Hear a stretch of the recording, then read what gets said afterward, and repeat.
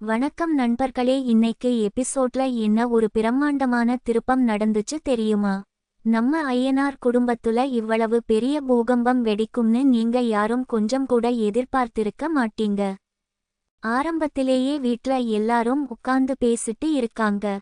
அப்போ ஒரு medical shop வாடகைக்கு வர்ற விஷயத்தை பத்தி ரொம்ப சீரியஸா விவாதம் நடக்குது. சித்ராவுக்கு சொந்தமா ஒரு மெடிக்கல் ஷாப் வைக்கணும்னு ரொம்ப நாளா ஒரு வெறித்தனமான ஆசை இருக்கு. ஆனா வீட்ல இருக்கிற பெரியவங்க இதுக்கு எப்படி சம்மதிப்பாங்க அப்படிங்கிற ஒரு தயக்கம் அங்க இருக்கிற எல்லார் முகத்துலயும் தெளிவா தெரியுது. செல்வி எப்பவும் போல குடும்பத்தோட ஒற்றுமைக்காக அமைதியா எல்லாத்தையும் கவனிச்சுட்டு இருக்காங்க. முத்தரசி இதையெல்லாம் ஓரக்கண்ணால பார்த்துட்டு மனசுக்குள்ள ஏதோ ஒரு தந்திரமான சூழ்ச்சி பண்ண திட்டம் போட்டுட்டு இருக்காங்க அப்படிங்கிறது அவங்க பார்வையிலேயே நமக்கு ரொம்ப நச்சுன்னு புரியுது. வீட்டை விட்டு வெளியே வந்ததும் ஐயனார் ரொம்ப இமோஷனலா மனசு உடைஞ்சு பேசுறாரு. காலையில இருந்து வீட்ல எல்லாரும் செல்வியை ஒரு ஸ்கூல் டீச்சர் மாதிரி சத்தம் போட்டு திட்டிட்டு இருந்ததை நினைச்சு ஐயனார் ரொம்பவே கண்ணீர் வடிக்கிறாரு. தான் உசுருக்கு உசுரா காதலிச்ச செல்வியை கல்யாணம் பண்ணிக்கிட்டதும் தன்னோட வேண்டுதல் ஒரு வருஷம் கழிச்ச இப்போதான் சாமி புண்ணியத்துல நிறைவேறுச்சுன்னு ஐயனார் ரொம்ப உருக்கமா சொல்லும்போது நமக்கே கண்ணு வேர்க்குது. செல்வி எந்த ஒரு கோபமும் இல்லாம குடும்பத்துக்காக எல்லா அவமானத்தையும் பொறுத்துக்கிட்டு ரொம்ப மென்மையாக சிரிச்சுக்கிட்டே ஐயனாருக்கு ஆறுதல் சொல்றாங்க. அதுக்கப்புறம் கதை அப்படியே மெக்கானிக் ஷாப்புக்கு மாறுது. அங்க நம்ம சண்முகம் ரொம்ப கோபமா புயல் மாதிரி வந்து இறங்குறாரு. சித்ரா எந்த ஒரு அனுபவமும் இல்லாம அவசரப்பட்டு மெடிக்கல் ஷாப் வைக்கணும்னு பிடிவாதம் பிடிக்கிறதை நினைச்சு சண்முகம் ரொம்ப ஆவேசமா கொந்தளிக்கிறாரு. குடும்பத்தோட கௌரவம் மரியாதை தான் உசுரை விட முக்கியம் அப்படின்னு நினைக்கிற சண்முகம் சித்ராவோட இந்த முட்டாள்தனமான முடிவால வீட்ல எவ்வளவு பெரிய அசிங்கம் வரப்போகுதுன்னு நினைச்சு ரொம்பவே கொதிச்சு போயிருக்காரு.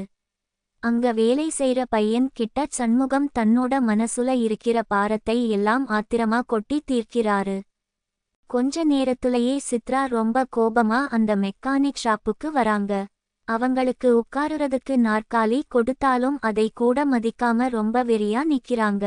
அங்க இருக்கிறவங்க அவங்க கையில ஜூஸ் கொடுத்து சமாதானம் பண்ண எவ்வளவோ முயற்சி பண்றாங்க. ஆனா நியூஸ் பேப்பர்ல வந்த மெடிக்கல் ஷாப் விளம்பரத்தை பார்த்ததும் சித்ரா இன்னும் கோபமாகி என்னை கிண்டல் பண்றியா அப்படின்னு ரொம்ப எமோஷனலா சத்தம் போடுறாங்க. இந்த இடத்துல சித்ராவோட கோபமும் ஏமாற்றமும் ரொம்ப தத்ரூபமா வெளிப்படுது. அடுத்து நம்ம ஐயனார் மற்றும் செல்வி 2 பேரும் காருக்கு வெளியே நின்னு பேசிட்டு இருக்கிற ஒரு ரொம்ப அழகான சீன் வருது. செல்வியோட அப்பா போன் பண்ணி கல்யாணம் ரொம்ப சிம்பிளா முடிஞ்சதால சொந்த பந்தங்களை கூப்பிட்டு ஒரு பெரிய ரிசப்ஷன் வைக்கணும்னு ஆசையா கேக்குறாரு. ஆனா செல்வி தன்னோட மாமியார் வீட்டுல ஏற்கனவே இருக்கிற மோசமான சூழ்நிலையை நினைச்சும் ஊர் மக்கள் தப்பா பேசுவாங்களோன்னு நினைச்சும் ரொம்ப பயப்படுறாங்க. ஐயனார் போனை வாங்கி மாமனார் கிட்ட பேசிட்டு செல்வியையும் ரொம்ப அன்பா சமாதானம் பண்ண முயற்சி பண்றாரு. நம்ம முத்தரசி இந்த ரிசப்ஷன் விஷயத்தை வெச்சு குடும்பத்துல என்ன மாதிரி ஒரு பெரிய சண்டையை பத்த வைக்க போறாங்க அப்படிங்கிற ஒரு பயம் இப்போவே நமக்குள்ள தொத்திக்குது. இந்த எபிசோட்ல ரொம்ப இமோஷனலான தருணம்னா அது ஐயனார் தன்னோட கல்யாண வேண்டுதல் நிறைவேறுச்சுன்னு கண்கலங்கி பேசுனதுதான்.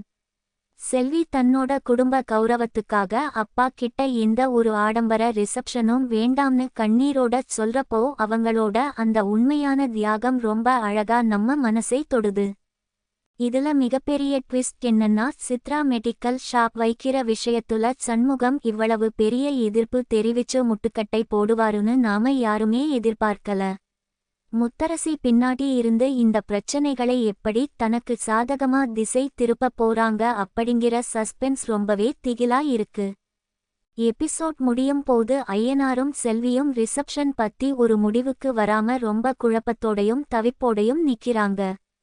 நாளைக்கு எபிசோட்ல என்ன நடக்க போகுதுன்னு பார்த்தீங்கன்னா கண்டிப்பா இந்த ரிசப்ஷன் விஷயமா சண்முகம் மற்றும் ஐயனார் நடுவுல ஒரு மிகப்பெரிய வார்த்தை போர் வெடிக்க போகுது. அதே சமயம் முத்தரசி தன்னோட நரி தந்திரத்தால சித்ராவோட மெடிக்கல் ஷாப் கனவை சுக்குநூறாக உடைக்க ஒரு மாஸ்டர் பிளான் பண்ணுவாங்க. செல்வி இந்த 2 பெரிய பிரச்சனைகளையும் சாமர்த்தியமா சமாளிச்சு எப்படி தன்னோட உசுரான குடும்பத்தை காப்பாத்த போறாங்க அப்படிங்கிறத நாம நாளைக்கு எபிசோட்ல ரொம்ப விறுவிறுப்பா பார்க்கலாம்.